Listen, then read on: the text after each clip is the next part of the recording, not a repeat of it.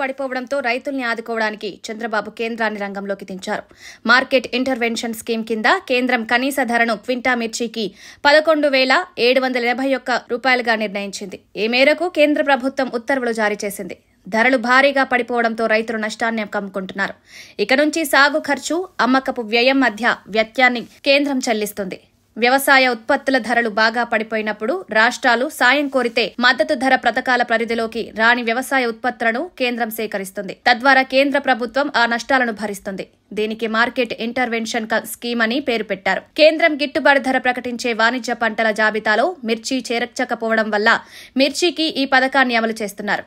ఎగుమతుల కేంద్రం చేతిలోనే ఉంటాయి కాబట్టి కేంద్రం కొన్ని నిర్ణయాలు తీసుకునే డిమాండ్ మరింత పెరిగే అవకాశం ఉంది. ఆంధ్రప్రదేశ్ రాష్ట్ర వ్యాప్తంగా దాదాపు 4 లక్షల ఎకరాల్లో మిర్చి సాగు చేస్తున్నారు. అందులో ఉమ్మడి గుంటూరు జిల్లాలోనే 1.4 లక్షల ఎకరాల్లో సాగు జరుగుతోంది. ఎకరాకు 2 లక్షలు పెట్టుబడి ఖర్చులవుతున్నాయి. ఓ ఏడాది క్వింటాల్ గరిష్టంగా 26,000 రూపాయలకు వరకు వెళ్లడంతో రైతులు ఈసారి అధిక ధరలు వస్తాయన్న భావనతో భారీగా సాగు చేశారు. 2024 మార్చి తర్వాత ధర 20,000 రూపాయల నుంచి సగానికి పడిపోవడంతో రైతులు మళ్లీ ధరలు పెరుగుతాయనే ఆశతో కోల్డ్ స్టోరేజీల్లో నిల్వ చేసుకున్నారు.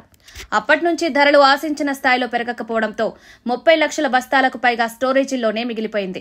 ఇప్పుడు 10 లక్షల బస్తాల కొత్త పంట కూడా వచ్చి చేరడంతో మొత్తంగా దాదాపు 40 లక్షల బస్తాలు కోల్డ్ స్టోరేజీల్లోనే ఉంది. ఈ కారణంగా ధరలు భారీగా తగ్గుతున్నాయి. మిర్చి రైతులకు మేలు చేసేందుకు, వారి పంటలకు సరైన ధర ఇప్పించేందుకు చంద్రబాబు ఢిల్లీ పర్యటనలో పలువురు కేంద్ర మంత్రుల్ని కలిశారు. కేంద్ర వ్యవసాయ శాఖతో నిరంతరం సంప్రదింపులు జరిపి మద్దతు ధరను ప్రకటించేలా చేయగలిగారు. ఈ నిర్ణయంతో ధరలు పెరిగే అవకాశాలు కూడా ఉన్నాయని అంచనా వేస్తున్నారు.